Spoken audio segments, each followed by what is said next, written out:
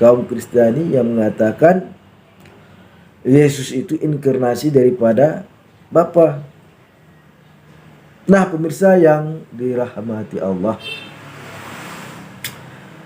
kemudian untuk memperkuat pernyataan bahwa Yesus itu dan Bapa itu sangat berbeda sekali adalah kitab Markus pasal 16 ayat 19. Di situ dikatakan,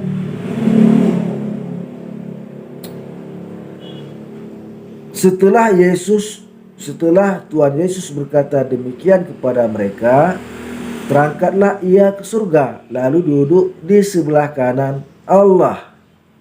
Nah, sini sangat jelas sekali bahwasanya ketika Yesus terangkat ke surga, Yesus itu duduk di sebelah kanan Allah. Jadi Yesus itu diangkat oleh Allah Subhanahu wa taala. Diangkat oleh Allah, Sang Pencipta alam semesta. Yesus itu diangkat, bukan berangkat, terangkat. Jadi beda berangkat dengan terangkat. Kalau berangkat ada di atas kehendaknya sendiri. Namun jika terangkat, ada yang mengangkat Yesus itu.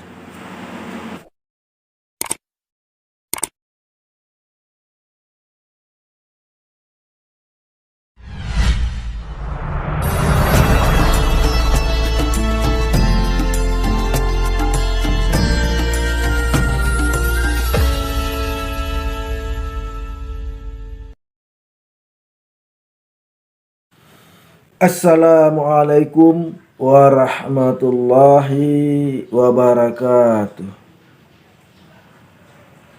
Alhamdulillah rabbil alamin.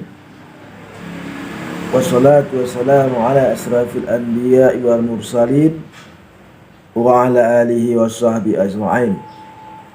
Asyhadu an la ilaha illallah wa asyhadu anna Muhammadar Rasulullah. Allahumma salli ala sayyidina Muhammad wa ala alihi wa sahbihi wa man tabi'ahum bi ihsanin ila yaumiddin, amma ba'd.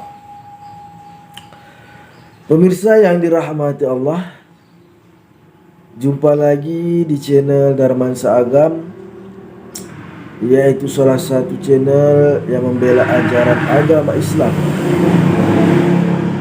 dari rongrongan orang-orang yang tidak suka terhadap agama Islam, baik itu yang datangnya dari kalangan orang Islam sendiri yang digolongkan kepada kaum munafik, maupun orang-orang yang di luar agama Islam. Pemirsa yang dirahmati Allah, kita ketahui bersama bahwasanya agama yang paling besar di dunia ini adalah agama Islam dan agama Kristen. Nah, di dalam hal kedua agama ini para pemeluknya saling tarik menarik. Ada yang masuk ke dalam agama Islam dan ada yang keluar dari agama Islam. Ada yang masuk agama Kristen dan ada yang keluar dari agama Kristen.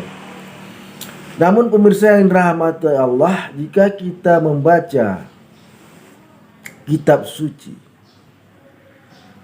maka sesungguhnya penganut ajaran yang paling benar adalah ajaran agama Islam.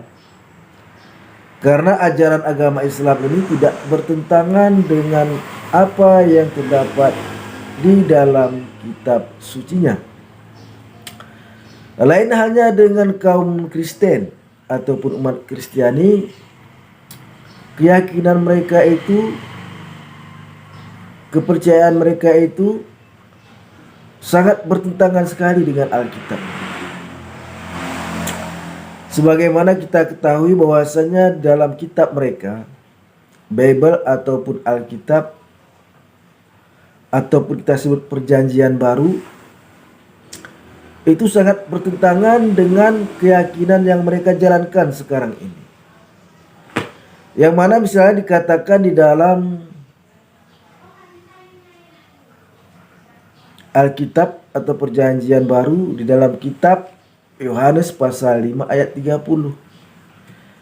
Yesus mengakui bahwasanya dia itu tidak dapat berbuat apa-apa. Dan dia mengakui hanya sebagai utusan. Tidak dapat berbuat apa-apa itu adalah suatu pernyataan Yesus bahwa dirinya itu hanyalah hamba Allah. Dia tidak memiliki kekuatan kecuali apa yang dikehendaki oleh Allah. Nah, sebagaimana pernyataan Yesus ini tercatat di dalam Alkitab Kitab Yohanes pasal 5 ayat 30, yang mana bunyinya, aku tidak dapat berbuat apa-apa atas diriku sendiri. Aku menghakimi apa yang aku dengar, dan penghakimanku itu adil karena aku tidak menuruti kehendakku sendiri, melainkan kehendak Dia yang mengutus aku. Di sini sangat jelas sekali bahwasanya apa yang dilakukan Yesus itu, penghakiman yang adil itu yang dikerjakan oleh Yesus itu adalah atas kehendak yang mengutus Dia, bukan keluar dari kemampuan dirinya sendiri, tetapi ada yang menghendaki Dia untuk berbuat demikian, yaitu yang mengutus Dia, yang terkadang mereka sebut Bapa sebagai Bapa, dan sebagian sebut di kitab tercatat sebagai Allah. Nah, pemirsa yang dirahmati Allah,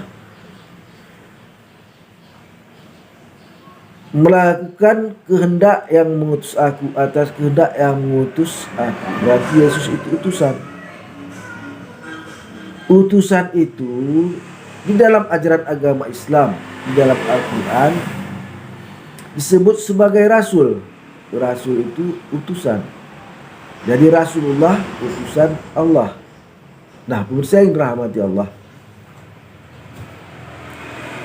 sementara kaum Nasrani menganggap Yesus itu Tuhan.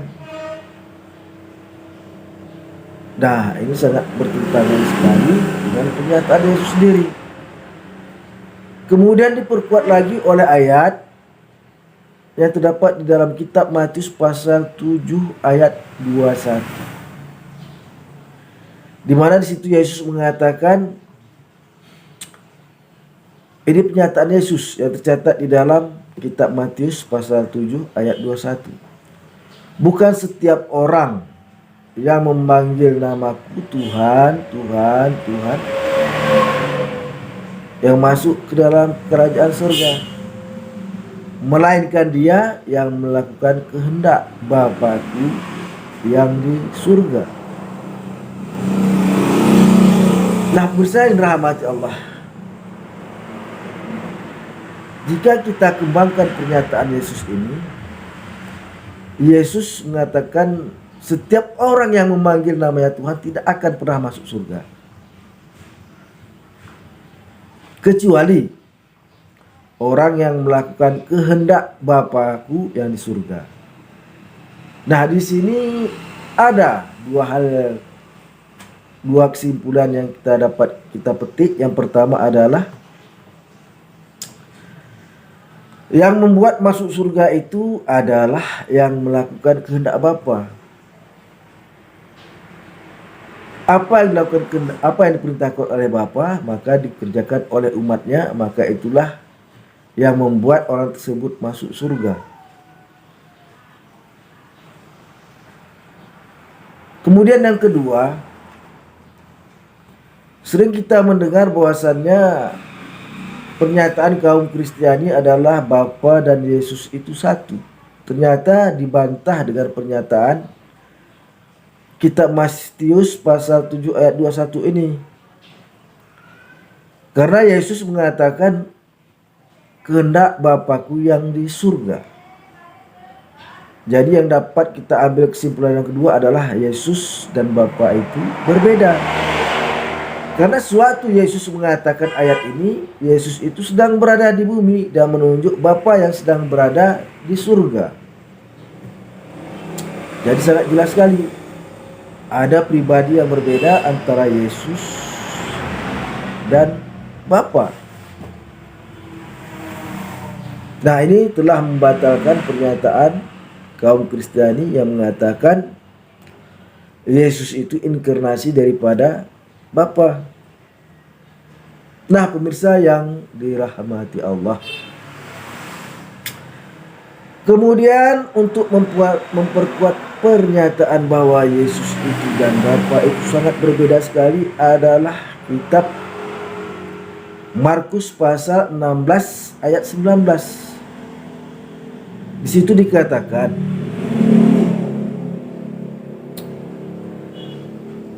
setelah Tuhan Yesus berkata demikian kepada mereka, terangkatlah ia ke surga, lalu duduk di sebelah kanan Allah. Nah, sini sangat jelas sekali bahwasanya ketika Yesus terangkat ke surga, Yesus itu duduk di sebelah kanan Allah. Jadi Yesus itu diangkat oleh Allah Subhanahu wa taala. Diangkat oleh Allah, Sang Pencipta alam semesta. Yesus itu diangkat, bukan berangkat, terangkat. Jadi beda berangkat dengan terangkat. Kalau berangkat ada di atas kehendaknya sendiri. Namun jika terangkat, ada yang mengangkat Yesus itu. Dan surga duduk di sebelah kanan Allah. Ini kembali lagi membuktikan bahwa Yesus dan Allah itu berbeda. Karena di surga itu Yesus duduk di sebelah kanan Allah. Namun jika kita kembangkan, sudah ada, jika ada yang duduk di sebelah kanan, pasti ada yang duduk di sebelah kiri, dan ada duduk di belakang, dan ada duduk di depan Allah.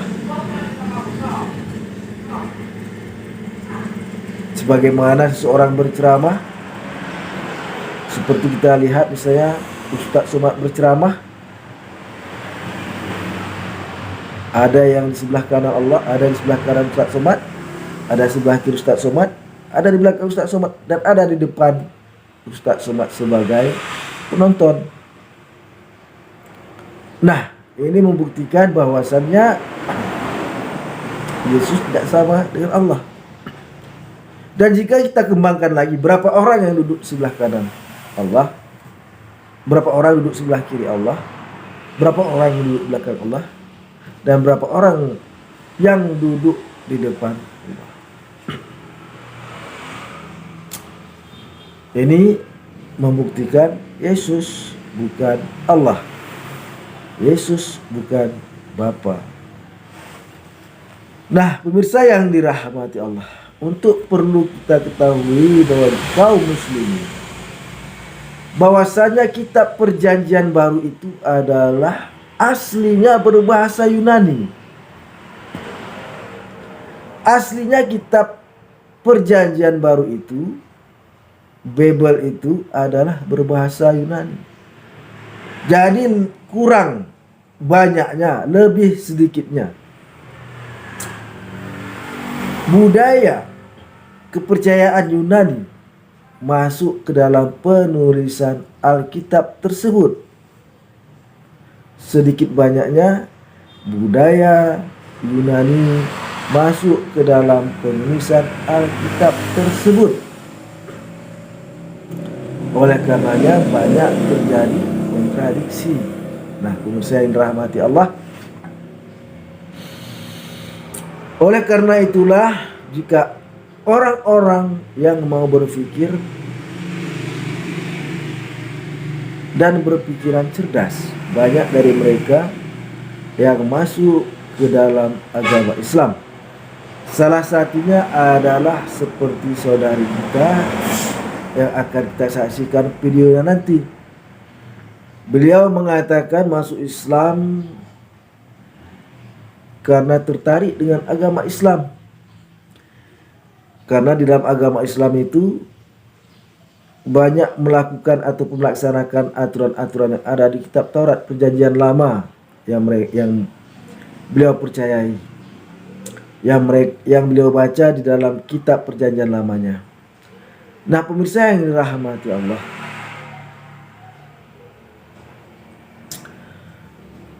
mengapa beliau memilih agama Islam?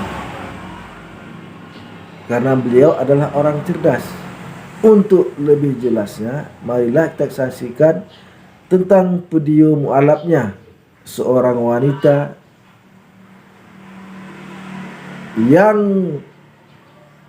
mencintai agama Kristen, mencintai agamanya dulu, dan beliau meninggalkan agama Kristennya itu karena beliau mencintai Yesus, katanya.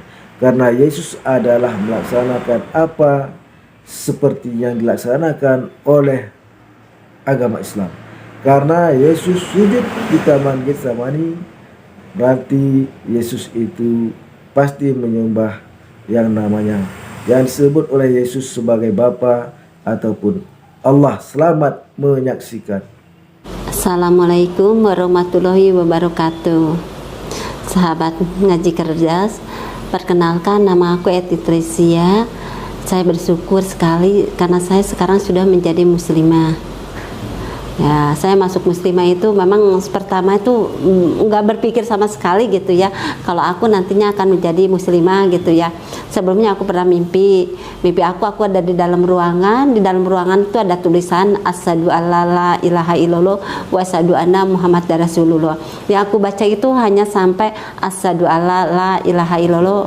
Nah, kemudian berikutnya nggak aku baca.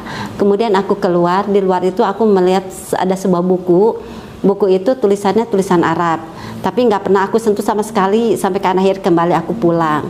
Selang beberapa lama aku pun mimpi yang itu juga sama, tapi kalau yang ini ya tetap juga aku baca juga di dalam ruangan ada tulisan asyhadu alla la ilaha illallah, tapi nggak aku lengkap gitu bacanya semua gitu ya. Kemudian aku keluar dari ruangan, di luar ruangan tetap ada buku itu juga. Kemudian nggak aku sentuh bukunya, tapi aku pegang benangnya itu. Begitu benangnya dibuka, kemudian baru aku terlihat gitu tulisannya tulisan Arab semua. Tapi setelah mimpi itu aku sih dianggap cuek aja, biasa aja gitu, karena aku masih tetap di gereja. Aku juga biasa aja gitu ngelakuin pekerjaan aku sehari-hari. Kebetulan aku adalah kader Posyandu gitu, dan juga aku anggota PKK. Kemudian karena aku sebagai anggota PKK, kemudian aku dapat tugas untuk bikin video cuci tangan, yang nyanyinya itu waktu itu Pak Bima ya. Kemudian aku bilang sama Bu Lura tentang video itu, akhirnya dibantu sama Bu Lura bikin video itu cuci tangan. Kebetulan anggota PKK itu semuanya adalah anggota muslim, semuanya muslim, nggak ada yang Kristen. Yang Kristen tuh cuma aku sendiri. Aku lihat gitu ya, yang semuanya kan berkerudung warna hijau, cuman aku sendiri yang nggak berkerudung. Akhirnya kata aku, daripada nanti kelihatan videonya nanti kurang bagus karena ada ya aku sendiri gitu yang nggak berkerudung. Akhirnya aku bilang ke Bu Tuti, Bu, ada ini nggak kerudung lagi satu gitu yang warna hijau.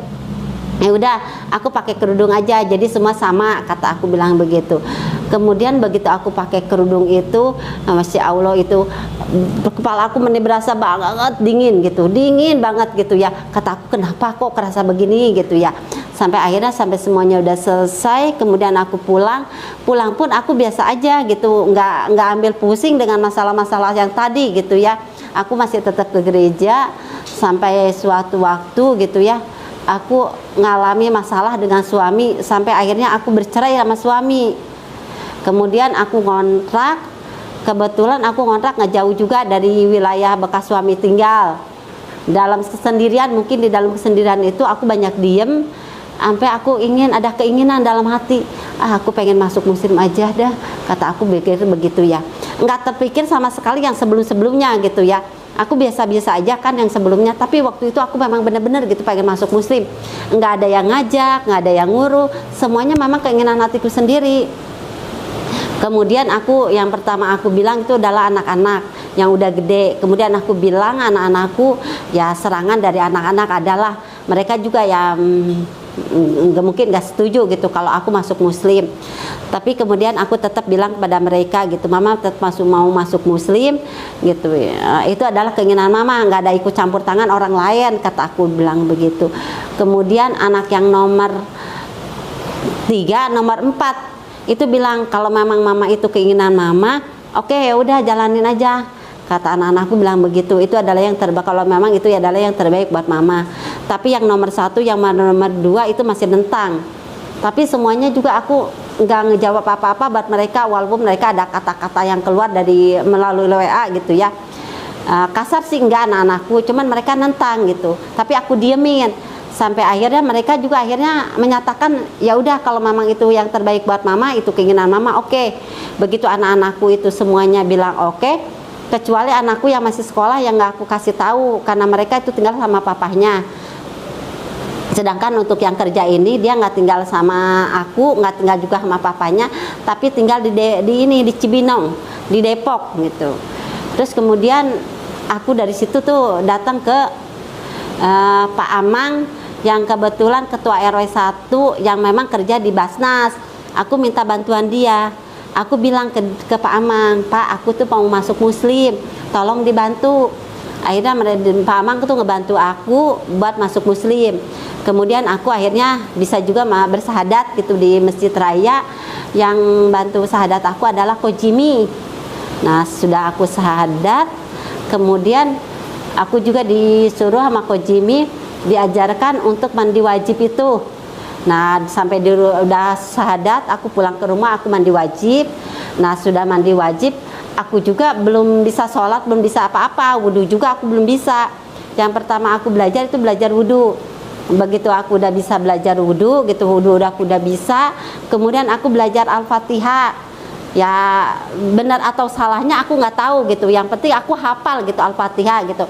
Kan Al-Fatihah juga ada yang bacanya panjang gitu, ada yang pendek. Pokoknya aku nggak tahu hal itu.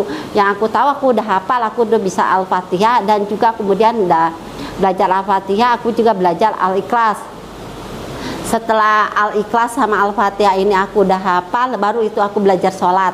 Tapi belajar sholat aku itu masih dibantu sama kertas lembaran gitu, yang nggak bisa, yang nggak hafal aku baca di kertas hafalan itu. Nah dari situlah aku mulai belajar. Tapi aku belum belajar ngaji, aku juga belum berhijab gitu. Tapi pada sewaktu-waktu dalam hati aku ya ada seperti ada yang negur, kenapa kamu nggak berhijab gitu. Alangkah baiknya kalau aku tuh berhijab gitu. Sampai akhirnya aku ngobrol waktu itu sama Bu Lurah dah kalau nggak salah gitu ya.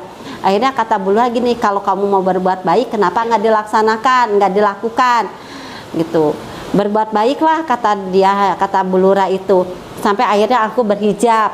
Sesudah aku mulai berhijab gitu, walaupun kalau di rumah aku belum nggak berhijab gitu. Hanya aku pergi keluar agak jauh aku berhijab.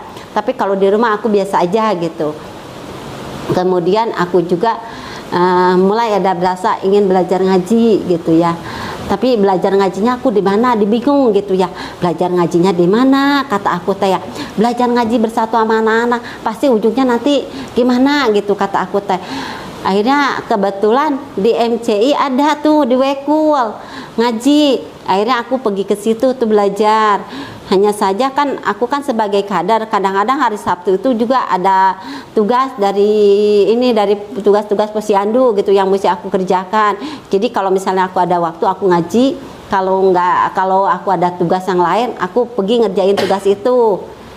Nah dari situ udah beres itu, kemudian akhirnya belajar lama kelamaan akhirnya aku juga berpikir lagi gitu ya, aku belajar ngaji cuma di sini aja satu, kok jadi lama gitu bisanya, kata aku udah begitu banyak yang salah gitu kan. Kalau ikro tuh nggak bisa kayak bahasa Indonesia, kalau misal G dibaca G ga gitu ya. Tapi kan kalau ikro kita harus belajar dari lidah, hidung, semua tenggorokan tuh kayaknya belajar gitu ya.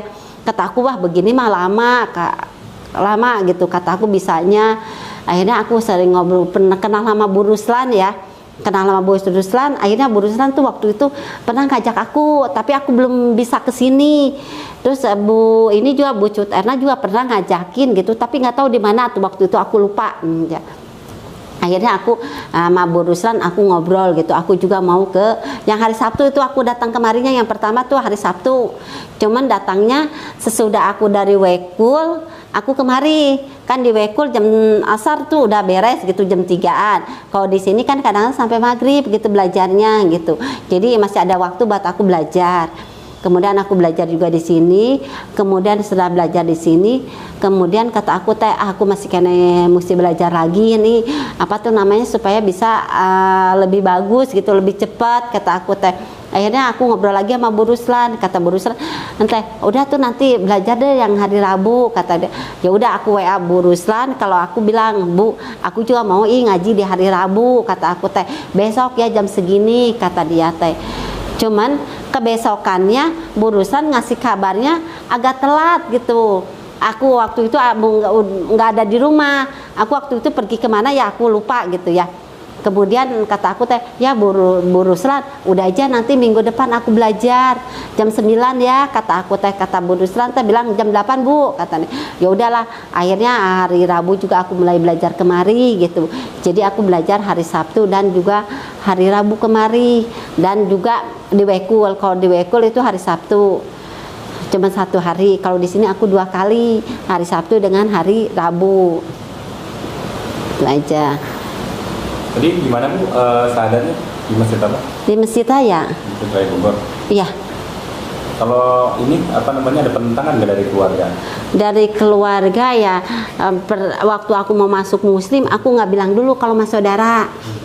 Begitu aku udah masuk Muslim, yang pertama aku kasih tahu itu saudara-saudara yang agak sedikit nggak fanatik lah gitu, yang bisa menerima gitu apa adanya seseorang gitu ya. Kemudian aku bilang juga akhirnya aku ngobrol sama kakakku yang paling gede. Kata kakakku bilang gini, "Kamu tuh udah pindah masuk Muslim, kamu jalani, jangan mempermainkan agama," kata dia, "tapi kamu sungguh-sungguh," kata dia teh. "Jangan, pokoknya jangan mempermainkan agama. Kamu di sini sekarang sungguh-sungguh di agama," kata dia tuh. Walaupun ada juga kakak aku yang sedikit gimana ya, sampai keluar kata-kata yang bikin aku sakit hati, tapi semuanya aku diemin gitu, aku nggak ngejawab. Mereka bilang A, B, C, D, semuanya aku diem aja, aku nggak pernah ngejawab mereka. Sampai akhirnya mungkin karena waktu juga berjalan, kemudian juga mungkin karena ngeliat aku juga selalu diem gitu, nggak banyak ngomong, atau entah pikiran mereka bagaimana gitu, akhirnya mereka bisa nerima juga gitu. Ya dulu aku agamanya Kristen ya, aku di Kristen itu cukup lama juga, boleh dibilang aku juga di Kristen ya udah sebagai fasilitator. Jadi aku juga suka kayak itu bawa firman gitu ya, di kalau misalnya cuman tarafnya sedikit gitu, kayak semacam komsel di sana tuh kayak kebaktian tapi jumlahnya sedikit, itu disebutnya komsel buat rumah-rumah gitu ya. Itu aku suka bawa firman juga gitu ya. Kemudian sampai akunya belakangan aja gitu mulai tertarik di sini di agama Islam. Memang gitu ya, aku menemukan juga kebenaran-kebenaran di sini gitu dari dalam dalam sembahyang gitu bagaimana gitu ya, terus di dalam baca-baca Al-Quran gitu ya, ada sesuatu yang membuat aku terus terketuk gitu buat baca gitu. Terkadang ada ingin tahu gitu ya, walaupun belum banyak yang aku baca karena aku kan masih baru ya, baru tahun kemarin, jadi belajarnya juga aku belum begitu lama, jadi belum banyak yang aku tahu. Cuman di dalam Muslim ini aku memang yang aku pasti tuh nemunya ketenangan aja gitu. Di saat aku ngalami masalah, di dalam mengalami kesulitan gitu, aku biasanya zikir gitu. Walaupun zikir aku gitu belum banyak, paling aku bacanya Al-Fatihah, terus Allahu Akbar gitu. Nggak begitu banyak banget gitu, tapi kadang-kadang kalau apalagi kalau mau tidur gitu, Allahumma gitu, paling aku bacanya Allahumma, terus Alhamdulillah gitu ya, kemudian Allahu Akbar gitu. Itu bikin aku benar-benar tenang. Udah gitu kadang-kadang tidur gitu sampai mimpi juga enggak, tetap bangun pagi gitu. Iya. Iya, pelayan gereja juga. Cuman walaupun aku nggak di bagian asar gitu ya, tapi aku juga sebagai pendoa dan juga sebagai sebagai fasilitator. Fasilitator itu di sana ya semacam kita itu kayak bawa khotbah gitu. cuman nggak begitu banyak. Kalau pendeta yang udah ternama apalagi kan bisa gitu itu segala macam, tapi kalau aku enggak gitu, cuman ya bawain aja sedikit, saya sharing, nanti aku yang mimpin sharing gitu aja. Memangnya tidak menemukan ketenangan Bu di seperti ini?